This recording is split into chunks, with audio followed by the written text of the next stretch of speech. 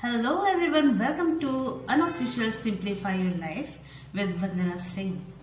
Hope everything is going great. आप कह रहे होंगे, सोच रहे होंगे, ग्रेट लेकिन कैसे? आगे बताऊंगी। मैं आपके साथ शेयर करती हूँ बशीर बद्र का लिखा हुआ ये शेर जो बहुत ही बेहतरीन है। 7 संदूकों में भर कर दफन कर दूं नफरतें, 7 संदूकों में भर कर दफन कर दो नफरतें। आज इंसान को मोहब्बत की जरूरत है बहुत, आज इंसान को मोहब्बत की जरूरत है बहुत। ये शेर था बशीर बद्र का। उन्होंने बड़ी खूबसूरती से नफरत और मोहब्बत की बात कही है, जो इंसान को मोहब्बत की ज्यादा जरूरत है। जब मोहब्बत नहीं होगी तो फिर हम कैसे रह पाएंगे ना, ये बहुत ज्यादा जरूरी है। अब मैंने कहा था कि आपकी लाइफ ग्रेट चल रही होगी। अब देखिए, इसमें भी एक बात है, ग्रेट नहीं भी चलेगी तो भी हमें ग्रेट करना पड़ेगा। खैर, ये तो अलग की बात है। खैर देखिए, सरकार का प्यार दिनों दिन हम लोगों के ऊपर कितना बरसता जा रहा है ना, महिलाओं के ऊपर। अभी तो पेट्रोल डीजल का ही दाम बढ़ ही रहा था और उन्होंने सोचा कि चलो महिलाओं को थोड़ा सा अमीर बनाया जाए, इसलिए उन्होंने गैस के दाम भी बढ़ा दिए बहुत अच्छे तरीके से। अब ये उन लोगों के लिए भी सबक है। हम लोग भी करते ना, गैस की वेस्टेजेस बहुत करते, तो इसलिए उन्होंने दाम बढ़ा दिया कि अब भैया वेस्टेज कम करो। ठीक है, मुझे आपकी तकलीफों का इल्म है। आप पहले लकड़ी के चूल्हे पे बनाते थे तो धुआं वगैरह लगता था, तो मैंने वो मुहैया करा दिया गैस सिलेंडर। पर इसका ये मतलब ये नहीं कि अब एक्सेस यूज करो, जबरदस्ती इतने ज्यादा डिशेस बनाओ। जरूरी नहीं कि व्यंजन बनाना जरूरी नहीं है। तो हम लोग पे लगाम लगाने के लिए उन्होंने गैस के दामों में वृद्धि कर दी। अरे यार, तेज आंच पे खाना बनाने की क्या जरूरत है? धीमी की आंच पे भी पकाई जा सकती है। जब आप खाना बनाने जा रहे हो उस टाइम क्यों कटिंग कर रहे हो?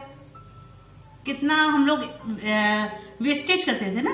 अब वो उन वेस्टेजेस को कम करने के लिए उन्होंने दाम बढ़ा दिया। पॉजिटिव सोचिए, वो क्यों ऐसा कर रहे हैं? पॉजिटिव है, पॉजिटिव। ये दाम वृद्धि भी पॉजिटिव है। कितना दर्द था, उज्ज्वला योजना आई। अब ये अलग बात है कि अब गांवों में महिलाएं कैसे गैस सिलेंडर का यूज कर पाएंगी। एक तो वैसे ही कोरोना के टाइम पे लॉकडाउन था, वैसे भी सबका धंधा चौपट हो गया। उतनी कमाई किसी की भी नहीं रह गई है कि वो अपना रोज का कुछ चला पाए, और उस पे ये अतिरिक्त भार। अब खैर, ये तो हमारी प्रॉब्लम है, सरकार की प्रॉब्लम नहीं है, तो हमें ही कुछ करना पड़ेगा। अब ये आप कर सकते हैं कि हमारे पास तो कुकिंग का भी नहीं बचा। अब जैसे सब लोग स्टीम बॉईल करके खाते थे, अब हम वो नहीं करते। एक ऑप्शन है कि हमें कच्चा खाना चाहिए। कच्ची जो सब्जियां खाई जा सकती, एक जन थे, उनका ये सुझाव था कि कच्ची सब्जियां खाइए, तो जो आपका एक्सेस गैस खर्च हो रहा है उसमें थोड़ी सी कमी हो जाएगी। आपका जो गैस सिलेंडर है ये 1 महीने की जगह 2 महीने चलेगा। आप उसको यूज करना सीखिए। क्यों जरूरी है? इतने डिशेस बनाने के लिए हर बंदे के लिए एक अलग अलग डिश बनती है। बेटा कुछ और खाएगा, बेटी कुछ और खाएगी। जब 4 सदस्य है तो चारों की पसंद की चीजें एक कॉमन बनाइए। अब चाहे उन्हें पसंद आए चाहे नहीं पसंद आए, उन्हें वही खाना है। अब क्योंकि गैस में बढ़ोतरी हो, चले ठीक है, माना आप किसी तरह घिसट पिसट के चल लेंगे, लेकिन उन लोगों का क्या होगा जिनकी रोजी रोटी इसी गैस से चलती है? ठीक है, मान लेते हैं कि हम अपने खाने में कटौती कर लेंगे, चला लेंगे किसी तरीके से, लेकिन उनका कैसे होगा जिनके रोजगार इसी रोजी रोटी इस पे चलती है? आपने रोड साइड पे देखा होगा, जो ठेले वाले होते हैं, इनकी रोजी रोटी तो उसी से चलती है ना। और इस टाइम आप लॉकडाउन के पास तो वैसे भी उनके पास कुछ भी नहीं बचा है, आपने बढ़ा दिया। दिसंबर तक से अभी तक 250 रुपए बढ़ चुके हैं। अब वो इस ऊहपोह में है कि अब वो इसको मैनेज कैसे करे।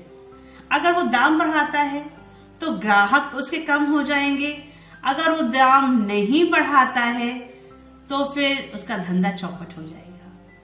ये सब कैसे होगा, क्या कहूं मैं, कुछ भी नहीं समझ में आ रहा है। सरकार को खैर इस बारे में सोचना चाहिए। ठीक है, कुछ लोग मैनेज कर लेंगे, कच्ची सब्जियां खा लेंगे, लेकिन बाकियों को क्या होगा। बाकी देशों में गैस की, पेट्रोल के, डीजल के सबके दाम कम है, लेकिन हमारे बहुत तेजी से बढ़ गए। जो 2014 में 400 समथिंग गैस सिलेंडर था, आज हम उसको पे कर रहे हैं 800 समथिंग, की दिल्ली का रेट है। अब बताइए, इतनी महंगाई की मार मिडिल क्लास वाला कैसे सहेगा, और हम महिलाएं कैसे सहेंगे बताइए। हम महिलाओं के बारे में सोचना चाहिए। आप तो एकदम बिल्कुल भी नहीं सोच रहे कि हम महिलाओं का क्या होगा। ठीक है, हम किसी तरह मैनेज करेंगे, फिर हमारी शॉपिंग कैसे हो पाएगी। कुछ तो महिलाओं का ध्यान रखेंगे कि नहीं ध्यान रखेंगे। चूल्हा चौका ही ठीक है, आपका परिवार नहीं, हमारा तो परिवार है ना, कैसे चलेगा। जरा सा दाम घटता है तो सुर्खियों में आ जाता है कि कितना सुकून मिला। फिर महिलाओं का इंटरव्यू लिया जाता है कि अरे 20-25 रुपए हमें बहुत सुकून मिला, हमें 20-25 रुपए कम हो गए।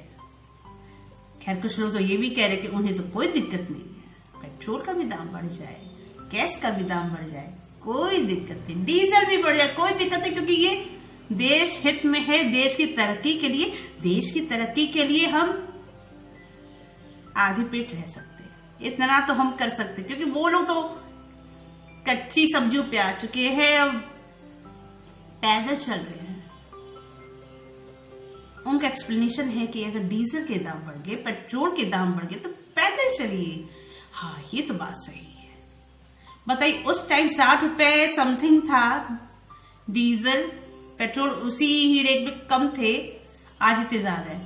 अब कम हो गए तो सबके पास बाइक आ गई, स्कूटी आ गई, तो फलाना ये सब चीजें आ गई। लोग थोड़ी दूर भी नहीं जाना चाह रहे थे पैदल, अब देखो सब पैदल चलेंगे।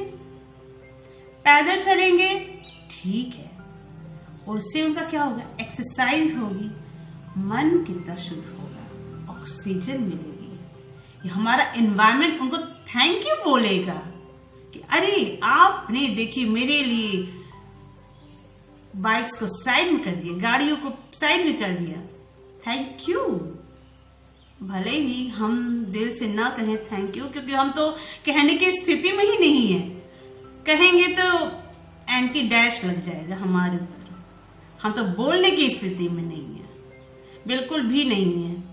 अब हमें मुस्कुराते हुए, हंसते हुए इसे एक्सेप्ट करना पड़ेगा, क्योंकि जो बोया है हमें तो वही तो देना पड़ेगा ना। अब जो बोया है वो काटेंगे हम। ये कट ही तो रहा है। ये जो महंगाई की मार बढ़ रही है, डीजल पेट्रोल गैस के दाम बढ़ रहे हैं, ये तो हमारा ही बोया हुआ है। तो प्लीज ऐसी चीजें बुआई मत करिए जिससे हमें ही भुगतना पड़े। सोचिए, समझिए, सजग रहिए, दिमाग को चलाइए। मिलती हूँ अगले वीडियो में, तब तक के लिए नमस्कार।